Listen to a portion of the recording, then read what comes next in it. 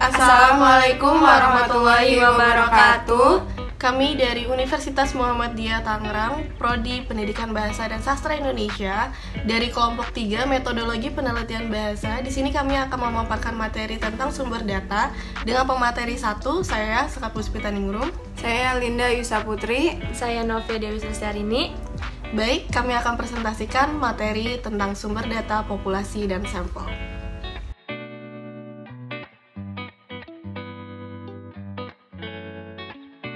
Materi pertama ada sumber data.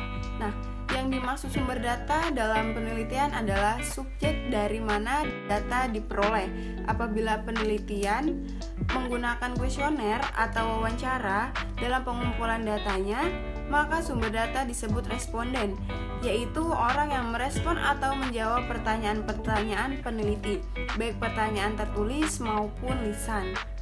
Nah, di sini ada 3 jenis sumber data. Yang pertama ada person, yaitu sumber data yang bisa memberikan data berupa jawaban lisan melalui wawancara atau jawaban tertulis melalui angket.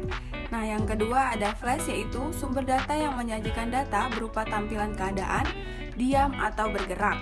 Nah, yang terakhir di sini ada paper, yaitu data yang menyajikan tanda-tanda berupa huruf, angka, serta gambar atau simbol-simbol lain seperti batu, kayu, tulang yang cocok untuk penggunaan metode dokumentasi.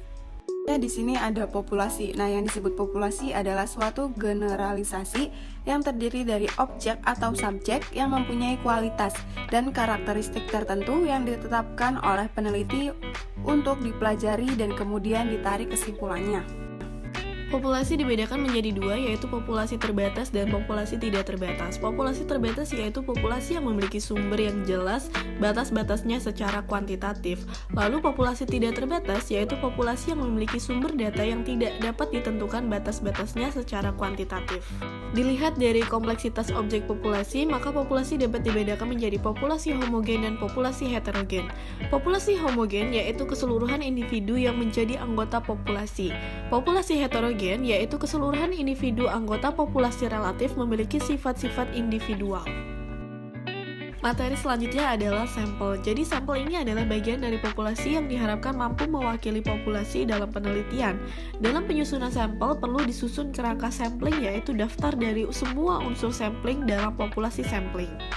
Dalam penyusunan sampel, perlu disusun kerangka sampling, yaitu daftar dari semua unsur sampling dalam populasi sampling dengan syarat yang pertama harus meliputi seluruh unsur sampel, yang kedua tidak ada unsur sampel yang dihitung 2 kali, yang ketiga batas-batasnya harus jelas, dan keempat harus dapat dilacak di lapangan. Ada teknik pengumpulan sampel adalah cara menentukan sampel yang jumlahnya sesuai dengan ukuran sampel yang akan dijadikan sumber data sebenarnya dengan memperhatikan sifat-sifat dan penyebaran populasi agar dapat diperoleh dengan sampel yang representatif. Berikutnya ada simple random sampling, yaitu teknik ini adalah teknik yang paling simple.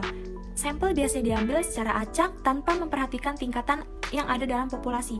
Yang kedua ada sampel sistematis, adalah teknik sampling yang menggunakan nomor urut dari populasi baik yang berdasarkan nomor yang ditetapkan sendiri oleh peneliti. Yang ketiga ada proportionate stratified random sampling, yaitu teknik ini hampir sama dengan simple random sampling, namun penentuan sampelnya memperhatikan strata atau tingkatan yang ada dalam populasi. Yang berikutnya ada disproportionate stratified random sampling, yaitu teknik yang hampir ini sama dengan proportionate stratified random sampling dalam hal heterogenisasi populasi. Namun ketidakproporsionalannya penentuan sampel didasarkan pada pertimbangan jika anggota populasi berstrata namun kurang proporsional pembagiannya. Yang terakhir ada cluster sampling, yaitu jika sumber data atau populasi ini sangat luas, misalnya penduduk suatu provinsi, kabupaten atau karyawan perusahaan yang tersebar di seluruh provinsi. Berikutnya ada non-probability sample, artinya setiap anggota populasi tidak memiliki kesempatan ataupun yang sama sebagai sampel. Di sini ada sampling quota atau disebut juga teknik sampling yang menentukan jumlah sampel. Berikutnya ada sampel idencial, yaitu merupakan teknik penentuan sampel secara kebetulan. Berikutnya ada sampling purposive, yaitu Sampling yang merupakan teknik penentuan sampel dengan mempertimbangkan khusus sehingga layak dijadikan sampel.